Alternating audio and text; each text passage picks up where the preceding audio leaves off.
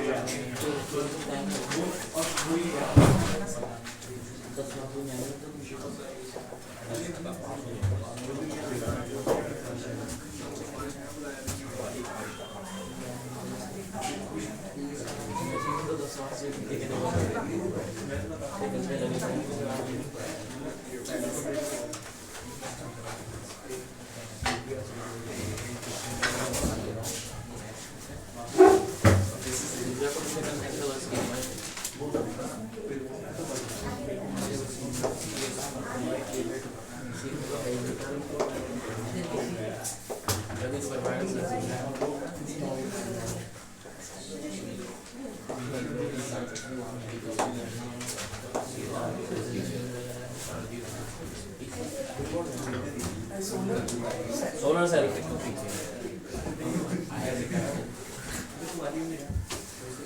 अब देखो solar cell कैसे काम करता है, ये भी पीएन जंक्शन ही है। तो देखा होगा जो छत में लगे रहते हैं सोलर सेल काले काले, वही है ये। देखने में ऐसा होता है लेकिन होता वो सर्किट में ऐसे ही। ये क्या चीज है डब्बा, ये एक पीएन जंक्शन। ये पी होगा एन होगा, मतलब वही चीज ऐसे बना दी, बस को फैला दिया, लंबा कर दिया।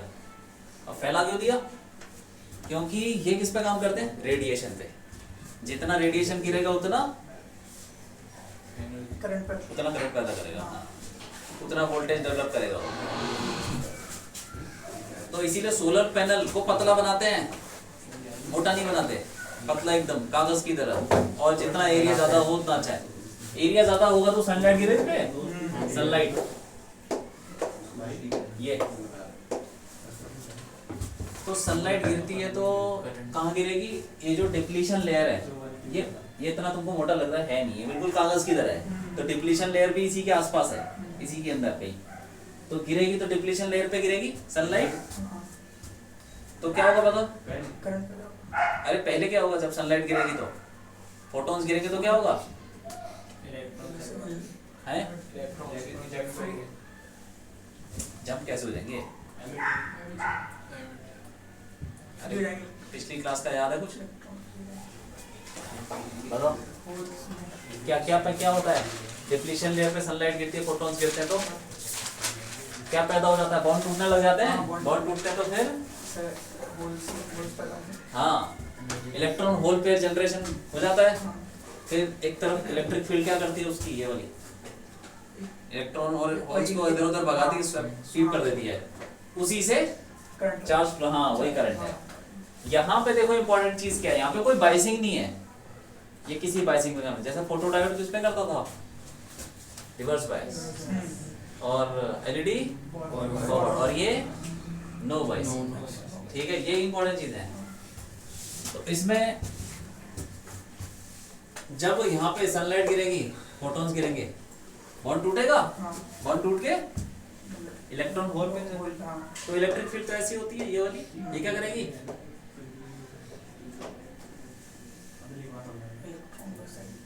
तुम ऐसा समझ लो कि अभी सर्किट ब्रेक कर रखा है, अभी सर्किट में कुछ नहीं है, बस सेल ऊपर पड़ा हुआ है छत में, ठीक है, लाइट गिर रही है, तो यहाँ पे इलेक्ट्रॉन और होल पैदा हो गए। कहाँ जाएंगे? इलेक्ट्रॉन किधर जाएगा? इधर, और होल इस साइड। ठीक है, होल जब इस तरफ जाएगा तो इधर पॉजिटिव चार्ज इकट्ठा होना शुरू हो जाएगा और ज्यादा पॉजिटिव, और इधर नेगेटिव। तो अब इस पूरे सेल के बीच में एक पोटेंशियल डिफरेंस पैदा हो जाएगा, पॉजिटिव और नेगेटिव के बीच में। वही पोटेंशियल डिफरेंस, जैसे ही तुम कोई बल्ब वगैरह कनेक्ट करोगे, ये पोटेंशियल डिफरेंस क्या पैदा कर देगा? करंट है। ठीक है कि नहीं? तो जैसे ही तुम इसको कनेक्ट करोगे, ये पोटेंशियल डिफरेंस करंट पैदा कर देगा। आई बात समझ में? हाँ, यही सेल बन जाएगा। सेल है, इसमें बैटरी की जरूरत ही नहीं है। ठीक।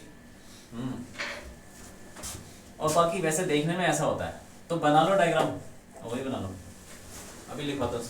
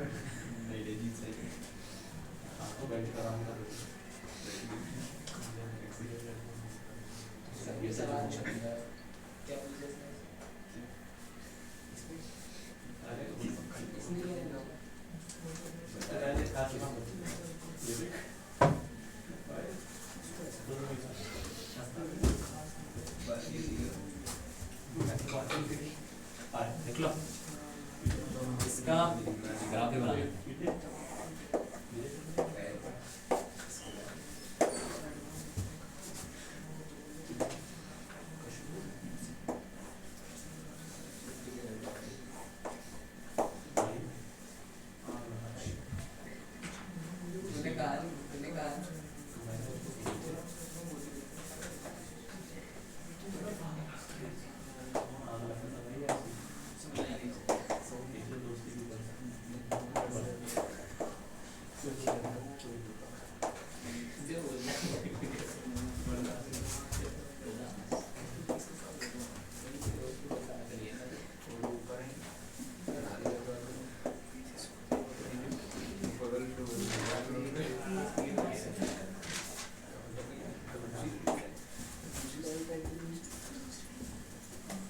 ये ग्राफ बना लो, इसका ग्राफ ये है आई और करंट पोटेंशियल का ग्राफ। जब इसमें करंट जीरो हो जाता है, करंट जीरो का मतलब कुछ है ही नहीं, सिर्फ सेल है। जब इसमें करंट जीरो हो गया, इसका मतलब क्या होगा? कुछ भी नहीं है, कुछ नहीं जोड़ रखा है, ऐसे खाली छोड़ रखा है। तो उसमें पोटेंशियल डिफरेंस पैदा हो जाता है, उसको क्या बोलते हैं? Open circuit voltage. और जब हम जोड़ देते हैं तो करंट पैदा हो जाता है। और अगर ऐसा चीज जोड़ दे जिसका रेजिस्टेंस ही कुछ ना हो, जैसे मतलब समझ लो कि तार जोड़ी है, बस एक तार, कोई रेजिस्टेंस नहीं है, तार जोड़ दी तो क्या पैदा हो जाएगा? Short circuit current. Short circuit का मतलब क्या होता है? बिना रेजिस्टेंस के दोनों को जोड़ दिया। शॉर्ट सर्किट का मतलब क्या हुआ? बिना रेजिस्टेंस के दोनों को जोड़ दिया। ऐसे तो मान लो कि रेजिस्टेंस नहीं है, सिर्फ तार जोड़ दी, तो उसमें करंट पैदा हो जाएगा, उसको बोलते हैं शॉर्ट सर्किट करंट। ठीक है, मान लो कि तुमने एक तार ली, ठीक है, एक सिंपल तार, उसके दो कोने हैं, उनको दोनों कोनों को अपने उसमें डाल दो बोर्ड में और ऑन कर दो, क्या होगा? आग लग जाएगी। क्यों लग जाएगी?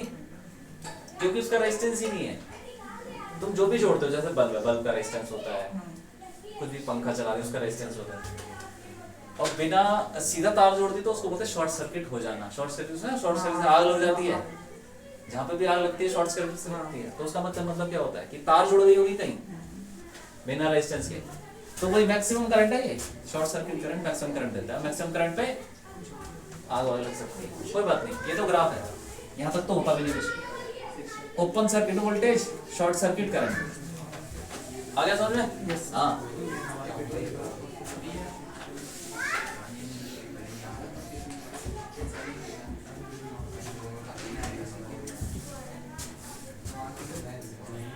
तो इसमें देख लो, लाइन लिख लो,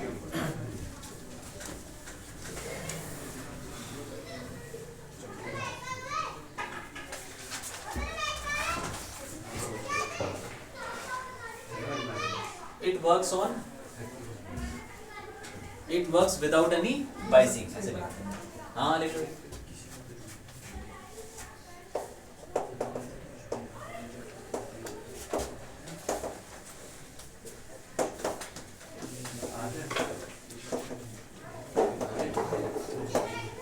ठीक है, सोलर सेल देन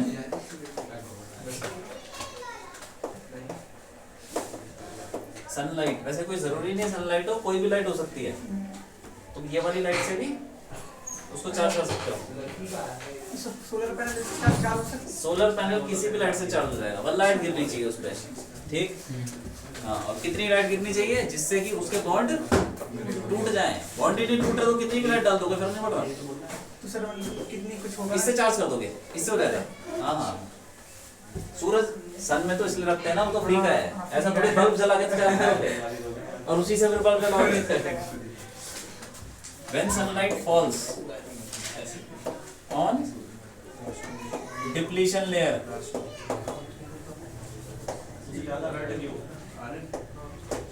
ठीक है, तो photons having energy more than energy band gap,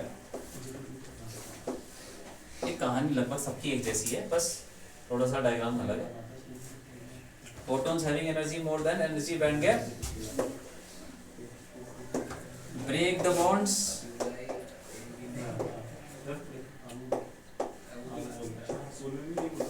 to generate electron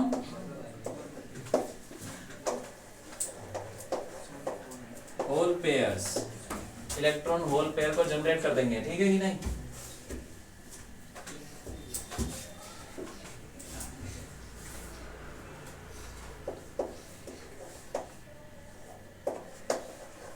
These are swept, क्या है यार, ऐसे लिखो, holes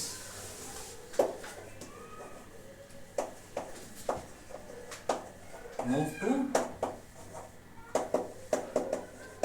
p side and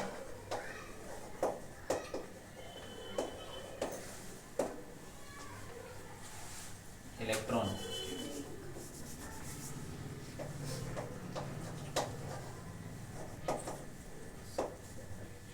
move to n side,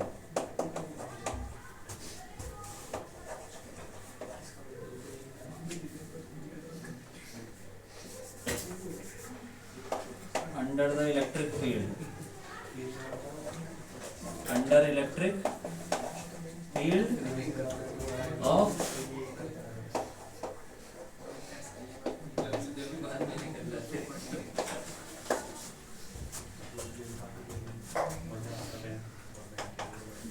this produces a potential difference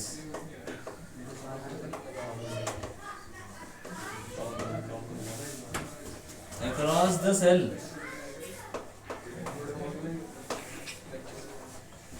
ठीक है, कहानी वही जो मैंने बताया वही लिख रहा हूँ, produces potential difference across the cell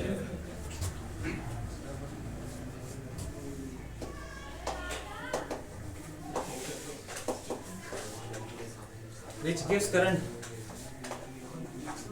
when connected to a resistance.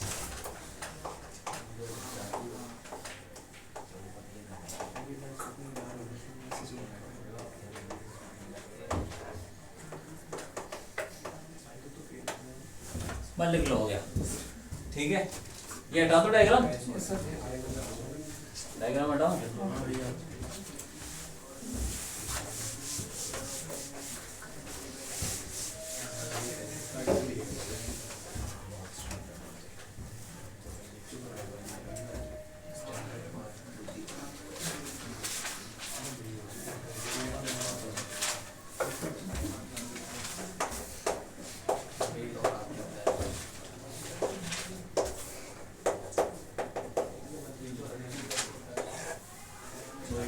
LED के एडवांटेजेस नहीं लिखे थे, वो लिख लो। क्या फायदे हैं इसके?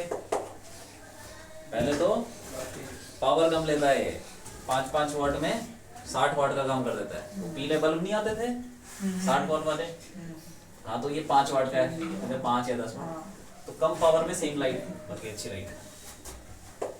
कंज्यूम लेस पावर, ठीक है। लॉन्ग लाइफ, उसका कोई भरोसा नहीं हो, फ्यूज हो जाता कभी भी, होता ना उसके अंदर टंगस्टन का, तो इसकी लाइफ ठीक ठाक होती है। और क्या होता है?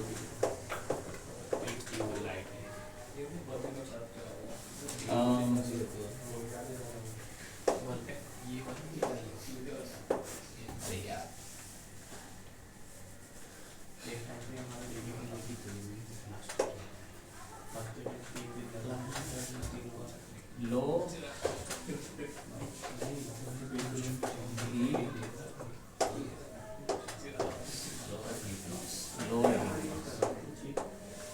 अरे गर्म भी नहीं होते, जैसे वो पीले वाले बल्ब बहुत गर्म हो जाते हैं, कपड़े से पकड़ना पड़ता है, और ये इतने गर्म नहीं होते, हाथ से पकड़ लेते हैं इनको। तो ये है ज्यादा, बस इनकी कॉस्ट थोड़ी ज्यादा है अभी फिलहाल, कॉस्टली है, कोई बात नहीं, लेकिन ठीक है। पावर कम ले रहे हैं, पावर कम ले रहे हैं, ज्यादा चल रहे हैं, तो ये सस्ता ही होगा फिर, अगर 5 साल चल जा रहा है। ठीक है, ठीक है, आगे आ जाओ। ये हटा दूं, ये वाला, ये लिख ले नीचे वाला, ग्राफ हटा दूं। हाँ,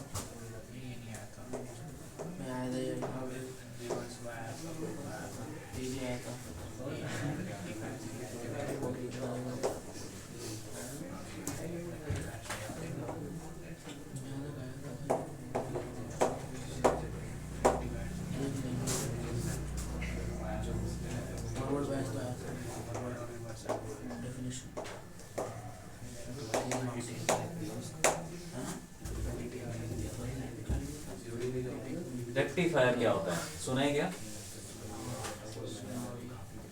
सुना है रेक्टिफायर? नहीं सुना? जो एसी को डीसी में बदलते हैं, एसी को डीसी में बदलते हैं, ठीक, ये वो करता काम, एसी को डीसी में। हमारा जो फोन होता है वो किस पे चलता है, एसी या डीसी? डीसी। आती कहाँ से डीसी? हम तो डालते हैं इसके अंदर, तो जो डब्बा होता है ना फोन में, उसी के अंदर होता है रेक्टिफायर, ठीक है कि नहीं? तो वो एसी को डीसी में करके हमारे फोन में डाल दो।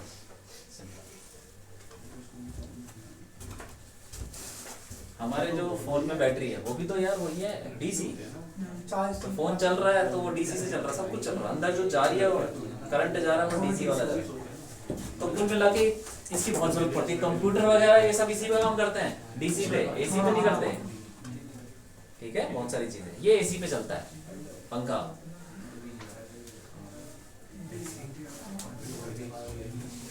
डीसी पे भी चल जाएगा, लेकिन अभी एसी पे। अरे लिख लिया ये? ठीक है, अब देखो इधर देख लो रेक्टिफायर कैसे काम करता है।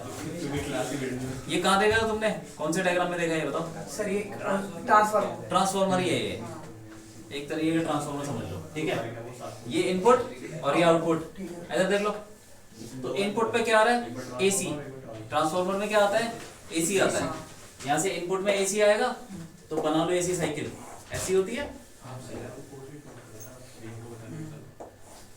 ठीक। आगे बढ़ रहा हूँ। अब देखो बाहर क्या निकलेगा, कैसे पता चलेगा अभी देखते हैं। मान लो कि पहले हाफ, इधर देखो, इधर देखो, हाफ साइकिल आई, तो हाफ साइकिल कैसी है, पॉजिटिव। देखो पॉजिटिव हो गई, तो ये पॉजिटिव होगा तो म्यूचुअल इंडक्शन क्या हो जाएगा, यही पॉजिटिव हो जाएगा। वो बढ़ेगा तो ये बढ़ जाएगा, ठीक है। तो वैसे तो अपोज करने की कोशिश करता है लेकिन वो पॉजिटिव हो जाता है। हम मतलब ये मान के चल रहे हैं कि एक बार पॉजिटिव होगा नेगेटिव, ठीक है। तो ये पॉजिटिव तो वो भी पॉजिटिव, अभी पॉजिटिव होगा, ये नेगेटिव तो नेगेटिव। तो पॉजिटिव तो ये किससे जुड़ा हुआ है,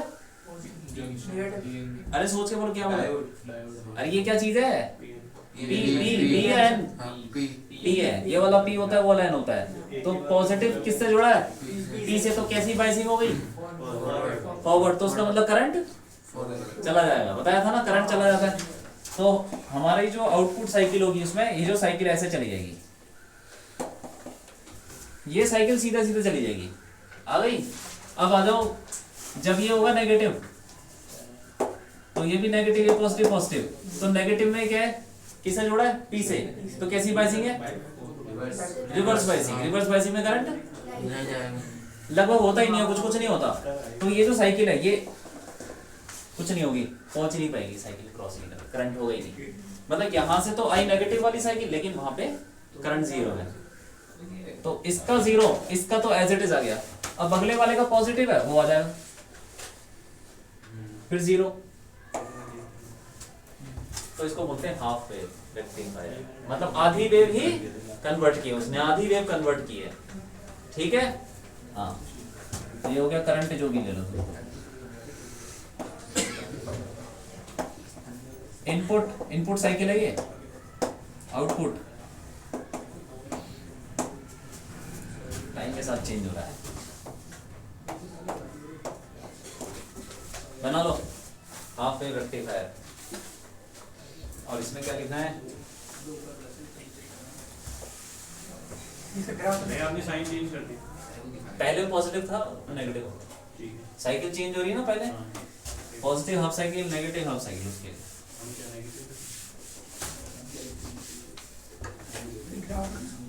हाँ ग्राफ है ये। तो इसमें एक दो लाइन लिख लो, फॉर पॉजिटिव हाफ साइकिल, मतलब एक साइकिल के लिए तो फॉरवर्ड वाइज और दूसरी साइकिल के लिए reverse wise. For positive half cycle diode, ये है डायोड, डायोड डी इज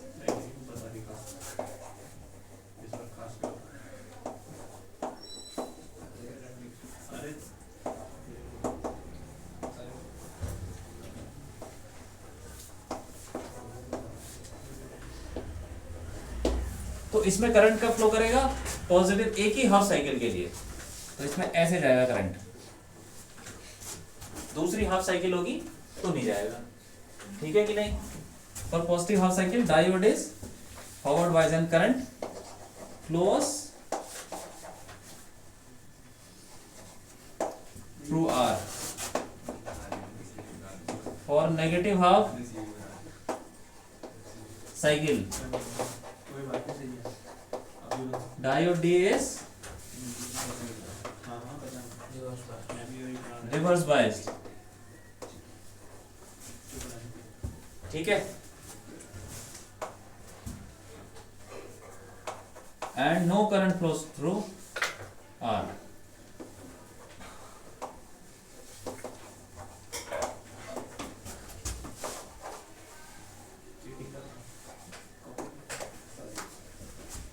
इसी को बोलते हैं हाफ वेव रेक्टिफायर, ठीक है। एक्चुअली ये ट्रांसफार्मर ही है, ट्रांसफार्मर्स के साथ हमने एक डायोड जोड़ दिया और साथ में एक रेजिस्टेंस लगा दिया, तो उसमें हमको आउटपुट ऐसा मिल रहा है।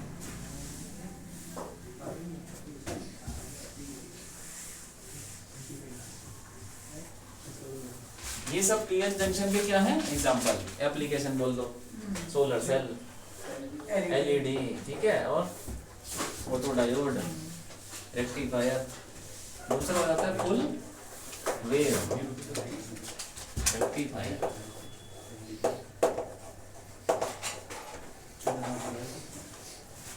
इसका डायग्राम भी लगभग ऐसा ही है, देखो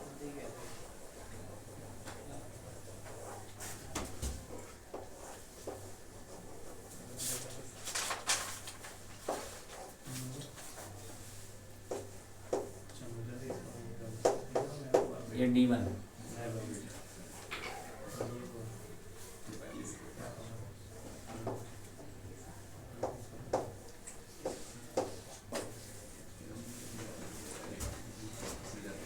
ठीक, ये D2,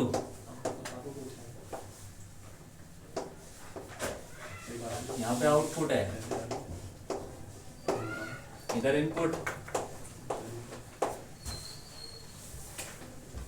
थोड़ा सा अलग डायग्राम, इसमें 2 डायोड है और रेजिस्टेंस देखो कैसे जोड़ रखा है बीच में डाल दिया ट्रांसफार्मर के बीच में। अब बताओ क्या होगा, इनपुट के लिए इनपुट साइकिल तो वही रहेगी, इनपुट एसी जैसे आता है वैसे ही,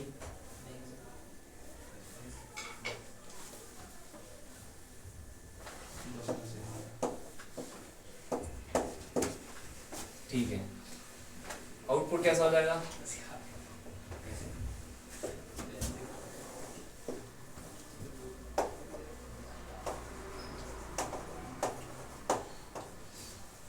अब देखो जरा, ये पॉजिटिव, पहली हाफ साइकिल आई पॉजिटिव पॉजिटिव, ये नेगेटिव नेगेटिव, आ गई हाफ साइकिल आ गई पॉजिटिव वाली, ठीक है, ये वाली, तो बताओ ये क्या होगा, फॉरवर्ड रिवर्स बताओ बस, फॉरवर्ड हो गया, और ये रिवर्स, क्योंकि नेगेटिव से भी जुड़ा हुआ है, तो इसमें से कोई करंट पास नहीं करेगा, उसमें से करेगा, तो करंट यहाँ से जाएगा, उधर तो जाना नहीं है, तो यहाँ चला जाएगा, चला गया करंट।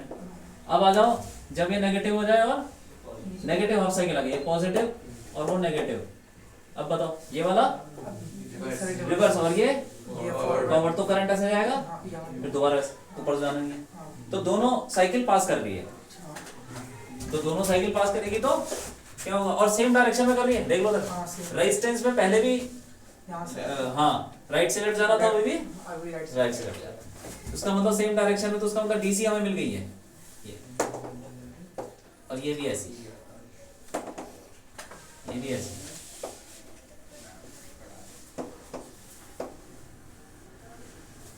ऐसी, ये है डीसी, क्योंकि इसमें डायरेक्शन ही चेंज नहीं हो रही, कम ज्यादा हो रहा है करंट वो अलग बात है, जब इन्वर्टर चलता है तो कौन सा करंट आता है, डीसी,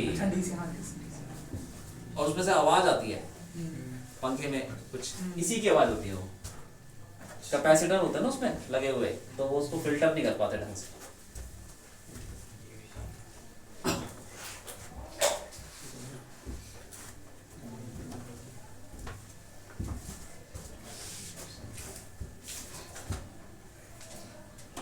ठीक है, तो ये भी करंट है, ये आउटपुट है। अब इसमें लिख लेते हैं 1-2 लाइन, क्या है, for positive half cycle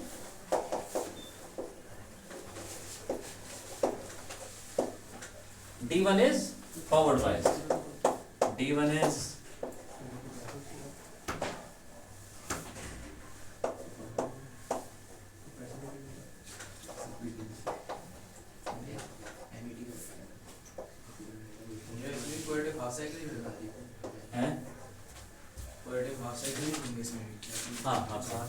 half cycle एक बार पास करेगी, दूसरी हाफ साइकिल नीचे से पास करेगी, फिर एक हाफ साइकिल ऊपर से, फिर एक हाफ साइकिल नीचे से, ऐसे चलता रहेगा।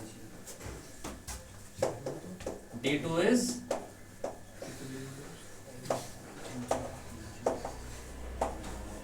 reverse bias, ठीक है, hence current flows through, current flows करेगा, current flows through R,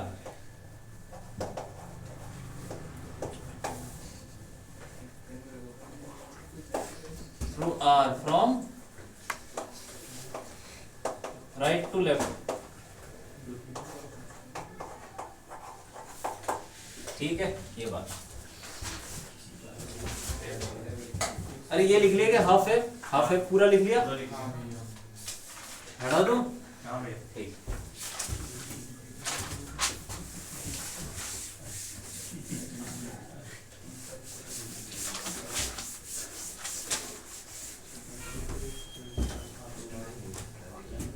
positive half cycle के लिए D1 forward bias, D2 reverse bias, और ये करंट फ्लो करेगा राइट टू लेफ्ट। और इसके बाद लिख लेते हैं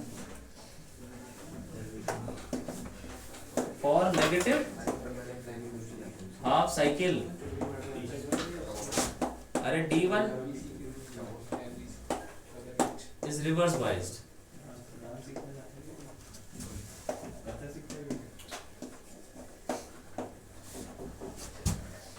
and D2 is forward biased,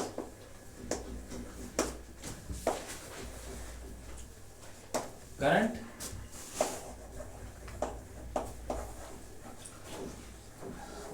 flows through R again from right to left।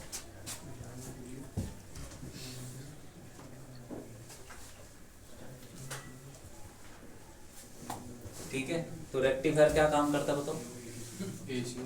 बस याद रखना इसको, ठीक है। ये डीसी है, ये input AC output DC, input AC एक डालो उसमें, इनपुट एसी आउटपुट डीसी। अब बताओ इसकी फ्रीक्वेंसी क्या होगी भाई? 2 into frequency input equal to frequency output। इसकी फ्रीक्वेंसी कितनी है? मान लो एफ है न्यू, अरे एसी की फ्रीक्वेंसी न्यू ले लो, इसकी फ्रीक्वेंसी क्या होगी? अरे इसकी फ्रीक्वेंसी क्या ले लो? न्यू। इसकी बता दो, जल्दी बताओ।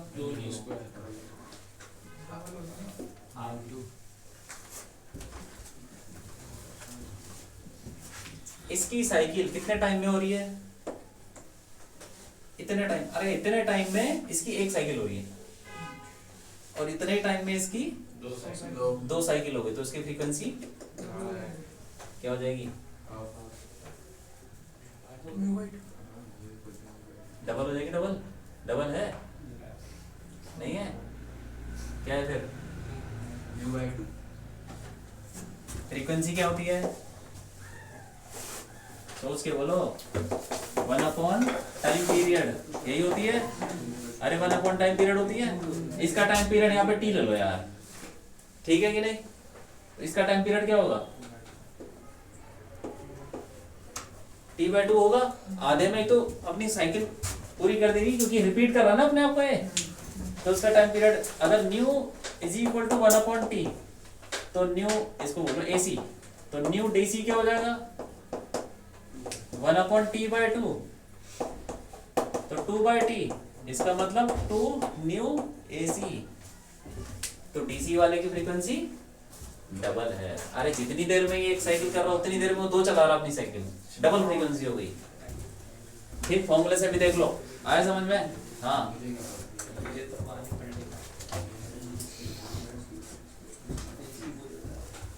अब बताओ हाफ वेव रेक्टिफायर की फ्रीक्वेंसी बता दो जल्दी। इनपुट इक्वल होती है।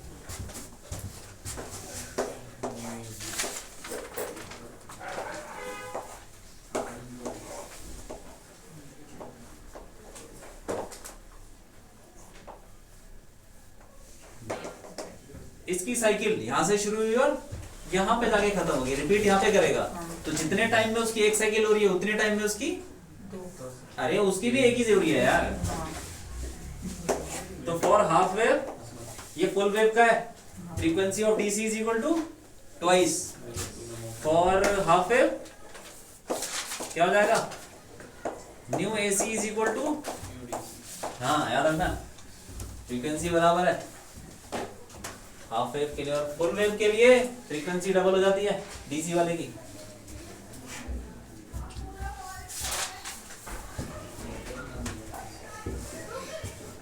ठीक समझ में है हाँ।